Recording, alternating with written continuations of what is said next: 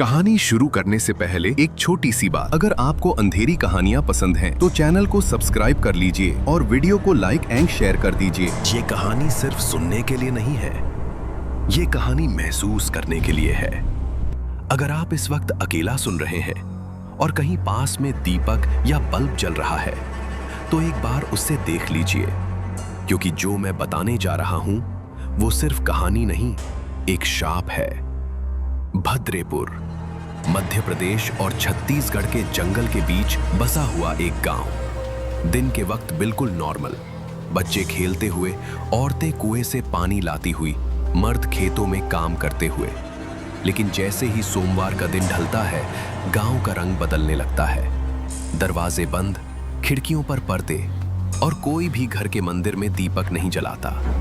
गांव वालों कहते हैं, सोमवार को जलाया गया दीपक किसी न किसी की जान लेकर ही बुझता है। इस गांव में एक आदमी रहता था, नाम था केदारनाथ। लोग यूज तांत्रिक कहते थे, लेकिन सच ये था, वो एक साधक था। रात के अंधेरे में श्मशान के पास बैठना, मंत्र जाप और चिता की राख से साधना उसकी जिंदगी का हिस्सा थी। लेकिन सबसे अजीब बात, वो किसी को नुकसान नहीं पहुंचाता था।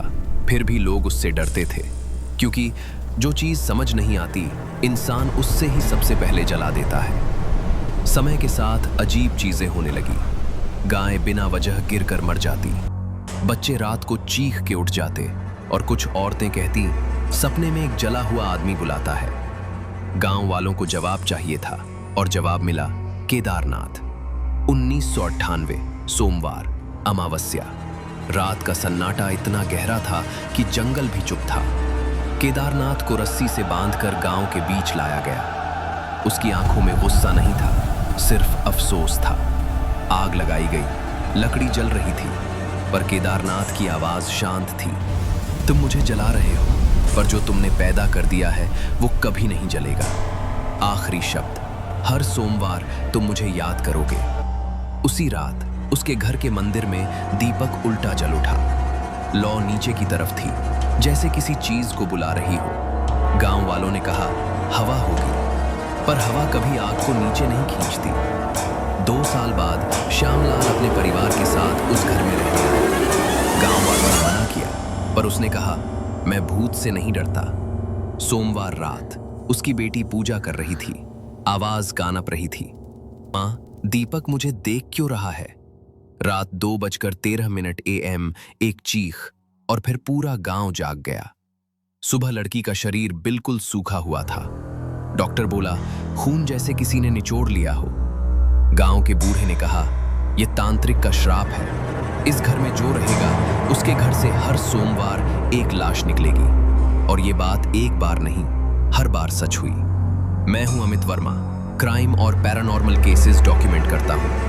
मैं श्राप में नहीं मानता था, इसलिए सोमवार रात मैं उस घर के अंदर गया। घड़ी ने जैसे ही 12 बजे, हवा ठंडी हो गई। दीवार से जलते मांस की स्मेल, और पीछे से आवाज, तू भी मुझे देखना चाहता है? वो सामने खड़ा था, जला हुआ शरीर, आंखों में लाल अंधेरा।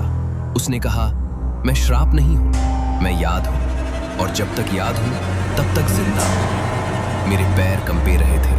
मैंने नींबू काटा, सिंदूर डाला और दीपक सीधा किया। वो जोर से चीखा, इस घर का हर कोना मेरा है। अंधेरा छा गया। सुबह लोगों ने मुझे घर के बाहर बेहोश पाया। घर बंद कर दिया गया। लेकिन आज भी सोमवार रात अगर कहीं दीपक उल्टा जले, समझ लेना तांत्रिक अभी जिंदा है।